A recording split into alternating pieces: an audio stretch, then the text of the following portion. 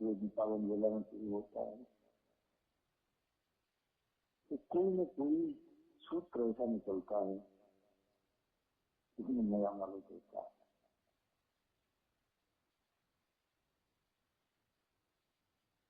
हम सभी लोग ये अनादि ईश्वर है, ये सबका आधार है, ये सबका साक्षी है, उसी के बारे में हम सब लोग चर्चा करते रहते हैं।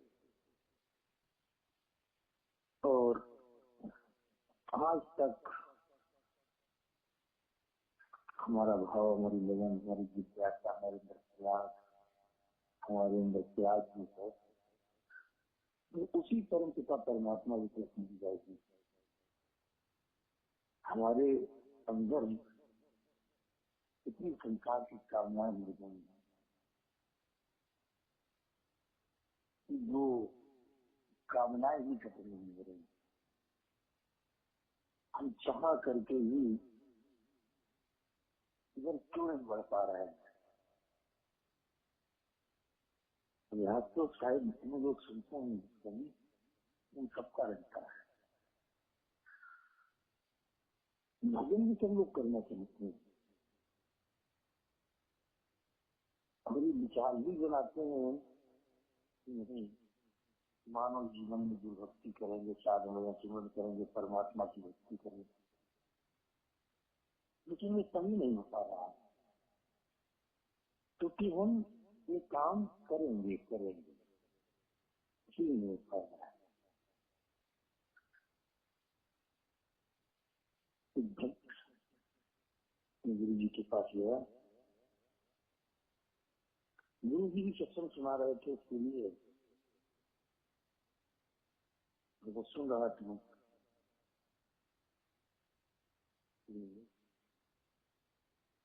शिष्य ने यही प्रश्न किया, गुरुदेव मैं क्या करूँ, मैं सत्संग भी सुनता हूँ, लगन भी लगाता हूँ, लेकिन परमात्मा का भजन भी, लगन का भी काफी देर हुआ, तब भी परमात्मा का दीदार मुझे नहीं हुआ। तो गुरु जी ने कहा कि बेटा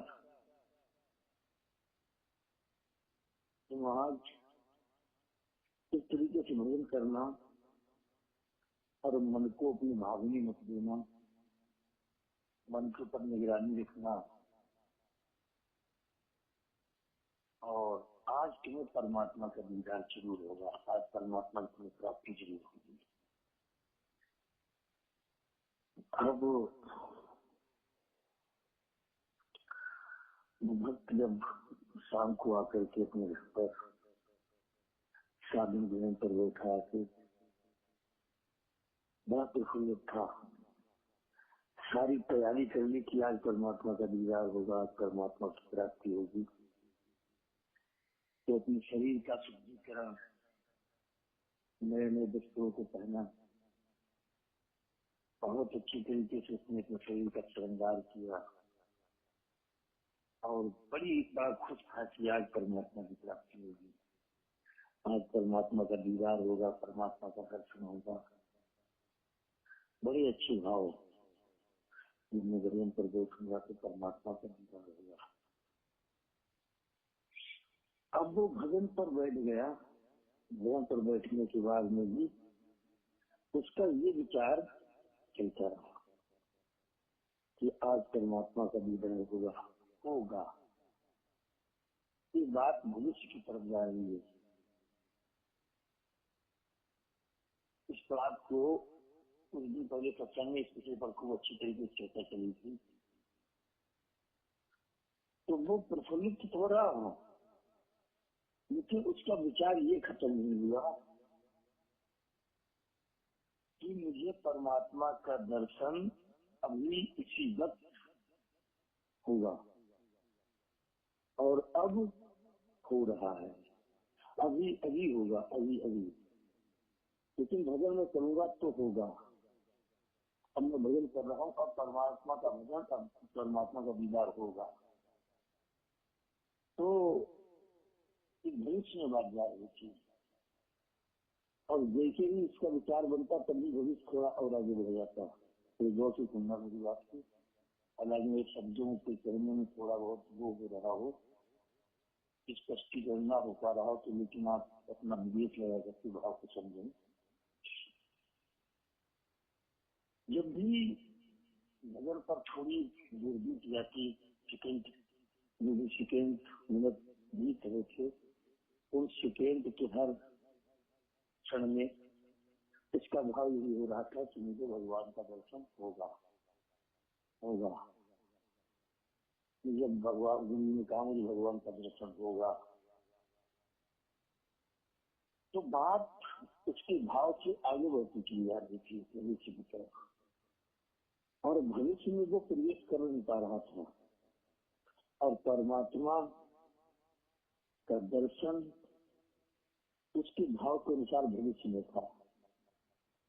भविष्य में, वर्तमान में भी भजन कर रहा था, वर्तमान में वो मौजूद था, भविष्य में उसके परमात्मा का भाव था। भजन करता रहा, लेकिन परमात्मा का दर्शन नहीं हुआ। चले आया गुरु जी के पास, गुरु जी आप भगवान से हो।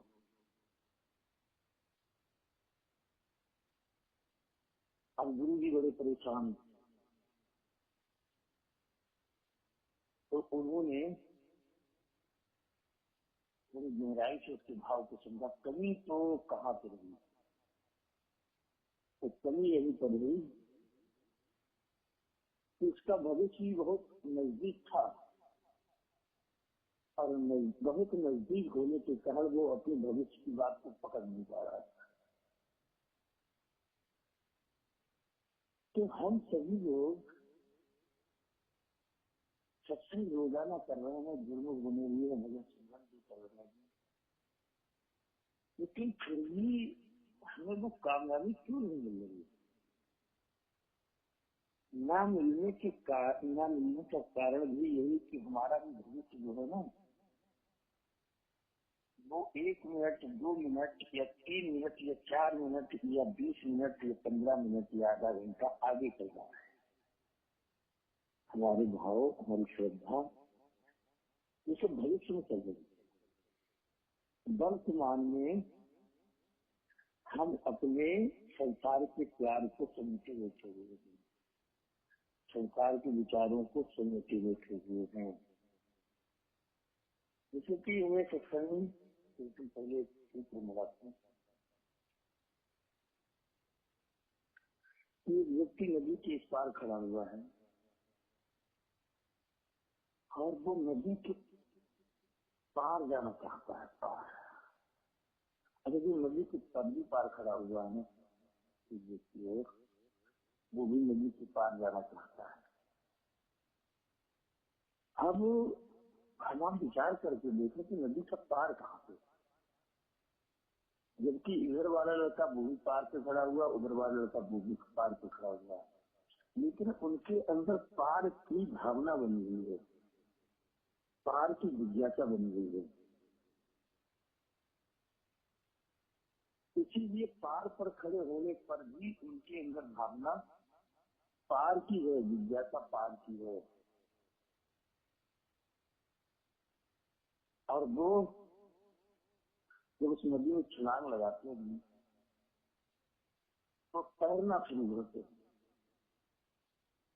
तैरते तैरते तैरते तैरते थक जाते हैं, फिर वापस आकर के जिस पार पर खड़े थे उसी पार पर खड़े हो जाते हैं, और खड़े होकर के इस बात को भूल जाते हैं कि मैं पार पर ही खड़ा हूँ, और फिर कामना बड़ी शुरू कर देते कि मुझे पार जाना है, पार जाना है। इसीलिए वो पार होते हुए भी उनके अंदर पार करने की जिज्ञासा बनी रहती है। हमारे वेद शास्त्र, हमारे संत महापुरुष, हमारे सब गुरु हमको यही ज्ञान बताते हैं। जिन्होंने आपको साधन में सुमिरन करने की क्रिया दी गई है,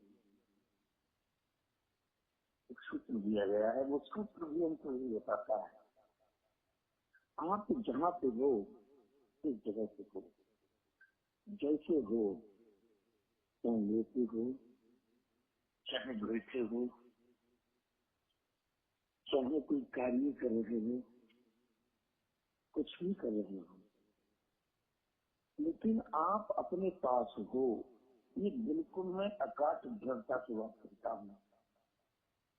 आप चाहे भजन कर रहे हो, आप चाहे ध्यान लगा रहे हो, आप चाहे किसी की बातों को याद कर रहे हो, आप चाहे किसी की से मोह कर रहे हो, आप चाहे किसी को कुछ भी कर रहे हो, लेकिन मैं ये धमकी की चोट पे कहता हूँ कि आप अपने पास हो, आप अपने पास हो, आप अपने पास हो। और ये स्वीकृति आप नहीं करते हो, ये स्वीकृति आप नहीं करते हो, ये स्वीकृति आप नहीं करते हो, आप स्वीकार भविष्य को करते हो। ये मेरी स्वीकृति, मेरा बोध, मेरे स्वरूप, मेरे स्वरूप का बोध होगा, होगा, होगा, और ये कभी नहीं होगा, कभी नहीं होगा, कभी नहीं होगा। ये बात मैं तुमसे भी छुट्टी करता हूँ। बस इतना सा पर्दा जो भ्रम का है, यही अज्ञान है, और इस अज्ञान को इतना बढ़ा दिया है, इतना बढ़ा दिया है कि बहुत बड़ी दीवार बन गया है।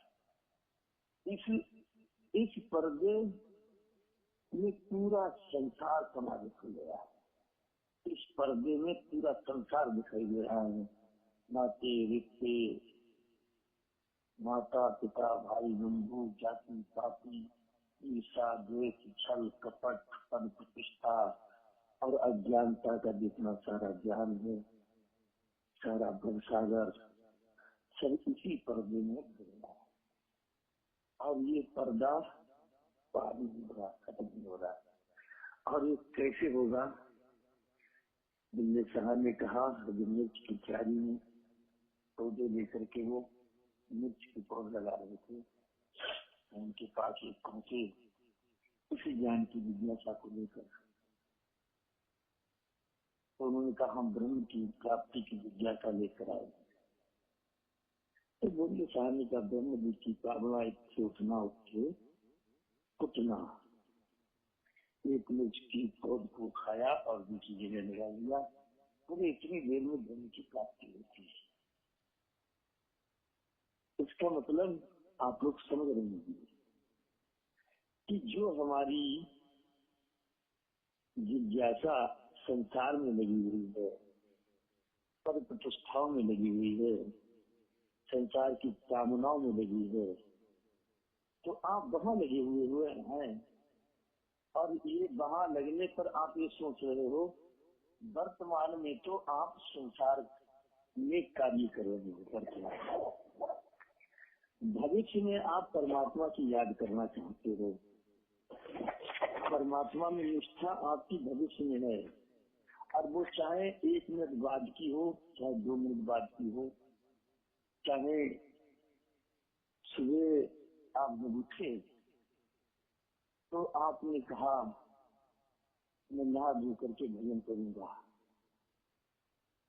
अब भजन करूंगा, ये बात आप भविष्य में चल रही है। कितनी देर के बाद? नहाने धोने के बाद। अब स्नान कर ली, स्नान करने के बाद आप भजन पर बैठ गए। अब आपका जब भजन पर बैठे तो आपका अब भाव भविष्य में चल रहा है। अब मैं ध्यान करूंगा, अब मैं ध्यान करूंगा, ये भी आपका भविष्य में चल रहा है। और ध्यान पर आपकी जितनी भी क्रिया चल रही है वो सब भविष्य में चल रही है। ध्यान लग रहा है, नहीं लग रहा है, मैं सुमरन कर रहा हूँ तो सुमरन मेरा गड़बड़ हो रहा है, ऐसा हो रहा है। मतलब आप सारे विचार जितने भी घड़ी पर चलते हैं वो भी आपके भविष्य में ही चलते हैं। लेकिन हमने आपको गुरु जी ने इसका बढ़िया सूत्र बताया है कि भजन बन रहा है, तो उस भजन बन रहा है, उस भजन बनने की क्रिया तो वर्तमान में हो रही है। उस भजन बनने की क्रिया तो वर्तमान में हो रही है। लेकिन गुरु जी ने हमको बताया उस भजन बनने से तुम्हारा क्या बन रहा है, तो दूसरा ही बन रहा है, और दूसरा बन रहा है जिससे हमें क्या लाभ होगा। हमें बताया गया है कि भजन बन रहा है, इस बात को कोई जान रहा है, तो जानने वाला हाजिर है। वो भजन बनने से पहले भी हाजिर था, और हमें बोध किसका करना है, वो ऋषि का करना जो इस समय है। और जो लड़का नदी की पार पर खड़ा हुआ था उसे जरूरत है कि पार की, और पार पर खड़े होकर के वो पार का सुमन कर रहा था, उसे पार कभी नहीं हो सकता। इसी प्रकार से हम आप भजन पर जब बैठते हैं तो हमारी प्रत्येक क्रिया में कामना भी होती है, वो भविष्य की भी होती है। बस इसीलिए हमारा अनमोल समय पल पल बर्बाद होता चला जा रहा है। आप चाहे किसी भी स्थिति में रहे, जानने वाला हाजिर है, और हमें उस जानने वाले का ही बोध का अभ्यास करना है। वो अभ्यास हमारा छूट गया है अनंत काल से। मेरे अपने खुद का मैं हूँ, मैं हूँ, और ये शून्य में है, ये मौन में है, ये शांति में है, ये मोटी गहराई में है। हमें आपको गहराई में उतरना पड़ेगा, और गहराई में उतरने के लिए हमें बाहर जो हमारा चेतन मन है, इस चेतन मन को उस गहराई में जाने की जो संगतें हैं, जो रंग है, वो बाहर हमें करना पड़ेगा। वो रंग अपने को चढ़ाना पड़ेगा, और वो रंग चढ़ा करके वो बीज हमें अपने अवचेतन मन में बोने पड़ेंगे। और वो अवचेतन मन में जब उन्हीं बीजों की पौध लगेगी, हरियाली होगी, तभी हमारे अंदर जो भविष्य की जो हमेशा भावना रहती है, विचार रहता है, ये खत्म होने लगेगा, और हमारा मुख उस भविष्य के विचारों की तरफ न होकर के खुद की तरफ मुड़ जाएगा। तभी बाबा रामचरितमानस में जो कह रहे हैं कि सन्मुख होए जीव मुख जब ही कोट जन्म न चावों ही। तो जी 84 लाख योनियों ये भूल थी, जो लक्ष्य की प्राप्ति कामना थी, वो कामना तत्क्षण पूरी हो जाएगी। सहज में जो सुना रहा हूँ, मैं आशा करता हूँ कि सही लोग इस विषय को बहुत बढ़िया तरीके से पकड़ रखे होंगे। तो जो बातें जिनको बताई जा रही है संगत की, अपनी संगत को हम भविष्य में सुधारेंगे, भविष्य में वो रंग चढ़ाएंगे अपने पर भविष्य में। वर्तमान में तो हम संसार रूपी दरिया में स्नान कर रहे हैं, संसार रूपी सरोवर में स्नान कर रहे हैं, और वो सरोवर पत्नी रूपी है, बेटा बेटी रूपी है, यार दोस्तों का रूपी, मान सम्मान रूपी है, पद प्रतिष्ठा रूपी है। तो संसार की जितनी कामनाएं, कामनाओं रूपी सरोवर में हम वर्तमान में स्नान करते हैं, और उनका रंग वर्तमान में छाए हुए है, बहुत गहरा छाया हुआ है। उस रंग को हम उतारना ही नहीं चाहते, और उस उतार ही नहीं रहे हैं, उतारना चाहते तो है। गल बोलिए, थोड़ा पकड़ लिया सब। हम इस संसार के रंग को उतारना तो चाहते हैं, ये भविष्य में उतारेंगे। वर्तमान में तो हम संसार की चादर को, रंग को लगाए हुए हैं, खूब मेकअप करे हुए उसका। आप किसी का निरीक्षण करके देखना, उसका जब आप निरीक्षण करोगे तो उसके अंतःकरण से वर्तमान की कामना तो निकलेंगी, वर्तमान में महाप्रभु है, तो आप उसका जो निरीक्षण करेंगे तो वर्तमान में वो पूर्ण रूप से पूरा का पूरा एक संसार की बड़ी गंभीर चादर ओढ़े बैठा हुआ है, अपने स्वरूप को ढांके हुए बैठा हुआ है। और उससे जब बात करते हो तो वो उसका अंतःकरण भी ये बात भविष्य की कर रहा है, मैं इस संसार के रंग को उतार दूंगा, भक्ति के रंग को धारण करूंगा, लेकिन एक काम भविष्य में करूंगा, वर्तमान में तो यही चादर ओढ़े रहूंगा। एक काम मैं कल करूंगा, एक काम में इतना काम करने की बात करूंगा, अभी ठंड पड़ेगी, ठंड छूट जाएगी तब करूंगा, अब इतना काम और हो जाए, एक मेरा दोस्त और है, इससे बातचीत और हो जाए और उससे मुलाकात इसके बाद करूंगा, अच्छा खाना खा लूं तो खाना खाने की बात करूंगा, पानी पीऊं, मतलब भविष्य में ही आपका सारा विचार चल रहा है। इसीलिए हमारे मन में, हमारी जानकारी में ये बात फिट हो जाती है, मैं कर तो भक्ति रहा हूँ, मैं तो कर गुरु जी की बात भी मान रहा हूँ, मैं भजन भी स्मरण कर रहा हूँ, मेरे अंदर भावना भी ये सब है, लेकिन फिर भी कामयाब क्यों नहीं हो रहा, मैं जो का क्यों क्यों हूँ, यही बात है। पकड़ लो बारीकी से सिंधी को, गलती को, और ज्ञान के साधन से इस दाग को रगड़ रगड़ के छुड़ा दो, और आप अभी से इसी वक्त अच्छा जयराग मिल जाओ, संसार से जो तुम्हारी चादर उड़ी से बैराग अभी कर लो, अपनी बैराग की चादर ओढ़ लो, और बस अनुराग रूपी दरिया में कूद जाओ, प्रभु के अनुराग रूपी दरिया में डूब जाओ। मुझे क्या काम दुनिया से, मेरा अलखनाथ प्यारा है, छूने लगो मुझे मस्ती में, छूने लगो मस्ती में। आपका जो अनमोल समय बर्बाद हो रहा है ना, उस अनमोल समय का सेकेंड और सेकंड का भी जो आधी हिस्सा होगा, वो भी तुम्हारे काम में आना शुरू हो जाएगा।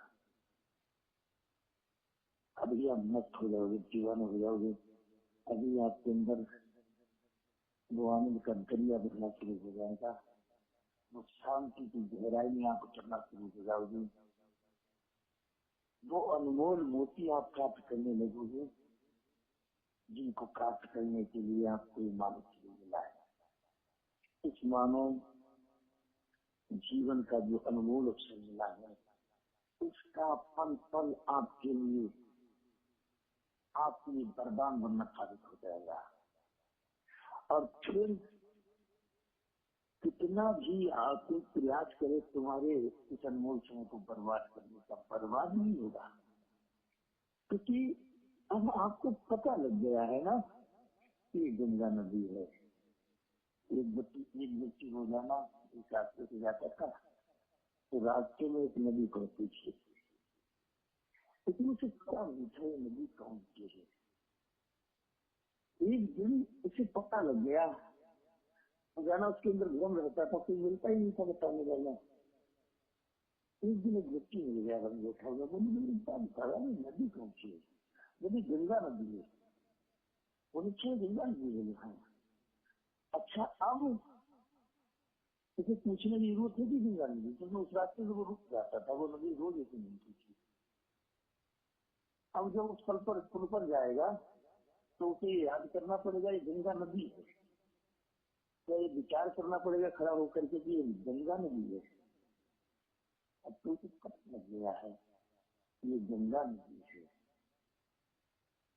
बस यही बात है। सारी क्रियाएं, सारी भावनाएं, सारी जिज्ञासाएं, सारे बंधन, सारी मुक्तियां, सारे दुख, सारे सुख प्रकट किससे हो रहे हैं? जिस सत्ता से सब प्रकट हो रहे हैं, वो सत्ता क्या परमात्मा है? ये सत्ता कौन सी है?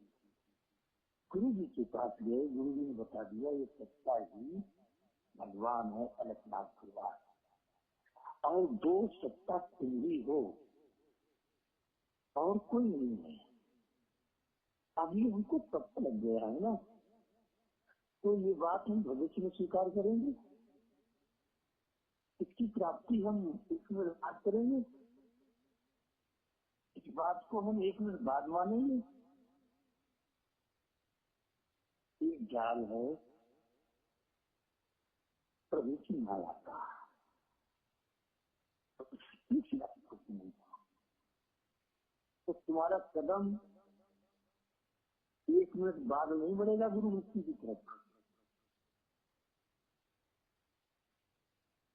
तुम्हारा कदम तब क्षण बढ़ जाएगा।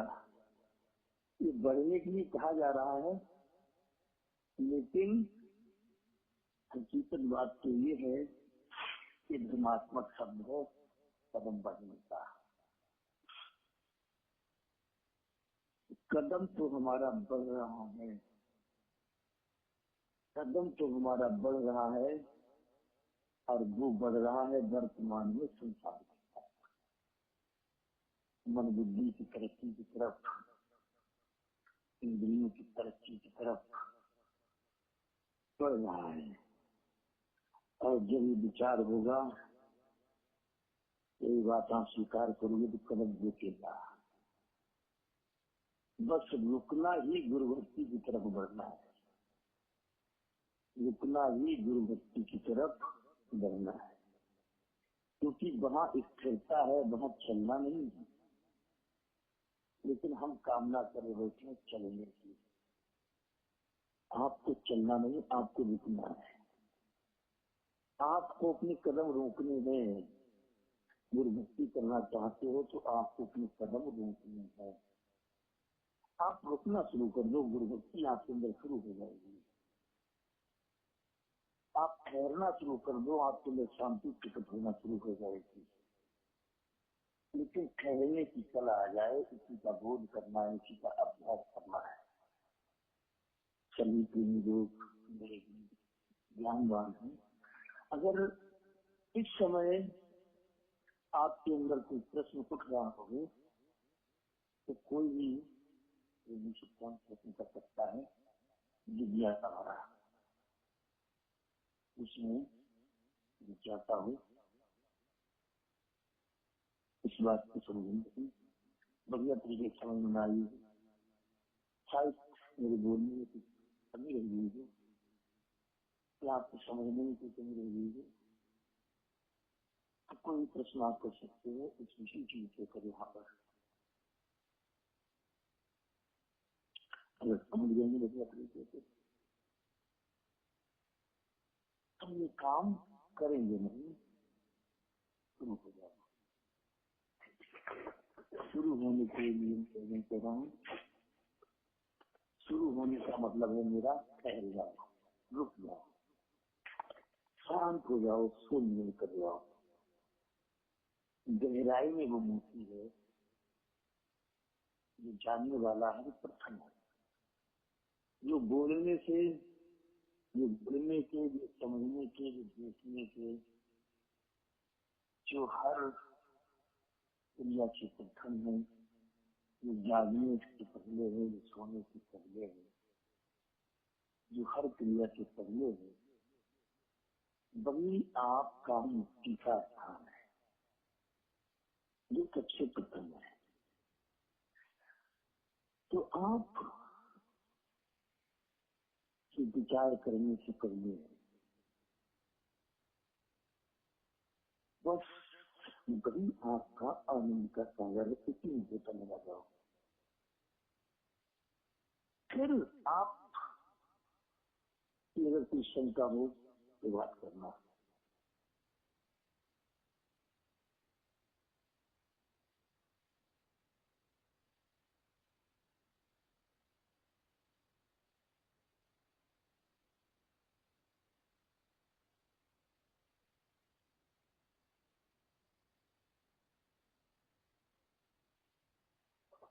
चलो तो चलो, आपकी हम जा रही रसोई नहीं बेटा। हाँ। अरे बढ़िया रही थी मीट बनाई पड़ी घर में। चलो कोई बात नहीं।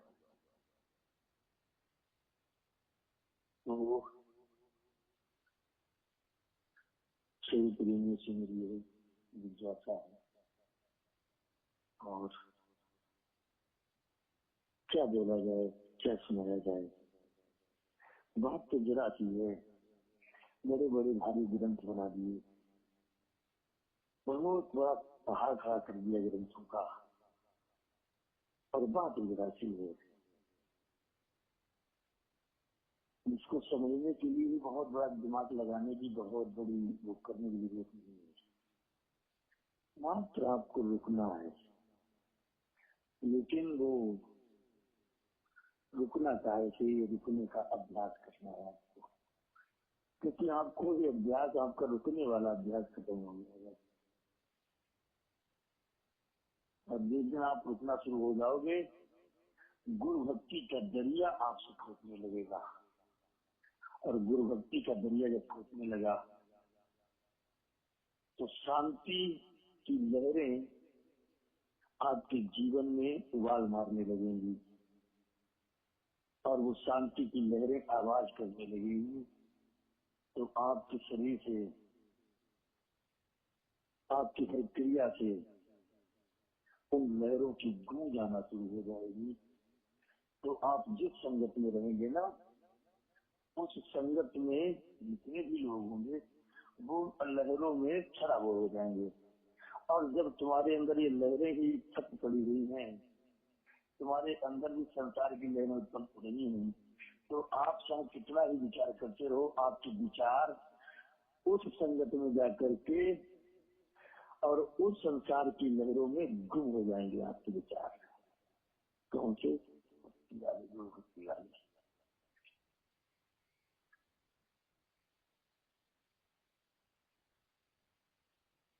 इसीलिए हमें उत्तम प्रकृति का बनना है, चंदन बनना है। हमें एक ऐसा इतर अपने पास रखना है कि जिस इतर की खुशबू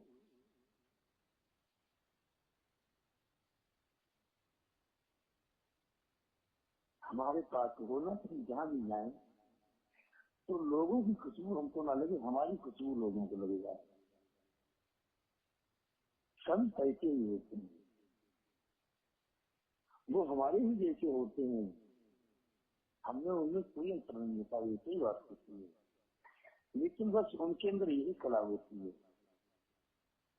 कि वो जिस संगत में रहेंगे तो उनका रंग तो सबका चढ़ जाएगा, लेकिन उनके ऊपर रंग किसी का नहीं चढ़ेगा। हम इतने कमजोर बने हुए हैं, हम जहाँ 15-20 दिन किसी दूसरे माहौल के छत को जन करते हैं, तो हमारा तन मन सब कुछ उसी रंग में रंग जाता है। अब हम विचार तो करते रहते हैं, हम गुरुमुख हैं, भजन करेंगे करेंगे करेंगे, करते हम विचार तो करते हैं कि हम इस कार्य को करेंगे, लेकिन आगे कल से करेंगे। कल होता है कभी फिर सोचते कल से करेंगे। भजन अच्छा, अब नहीं, थोड़ी देर में करेंगे। भजन करने बैठिए, अच्छा बहुत देर हो गया, 5 मिनट हो गया, अच्छा उठो अब फिर करेंगे। ये कमजोरी है, उसको आप शायद भली भाग समझ लिया होगा अपने लोगों ने। तो आइए पलकनाथ भगवान की पावन आरती पेश करते हैं। नीलकनाथ भगवान की जय हो, सतगुरुदेव भगवान की जय हो।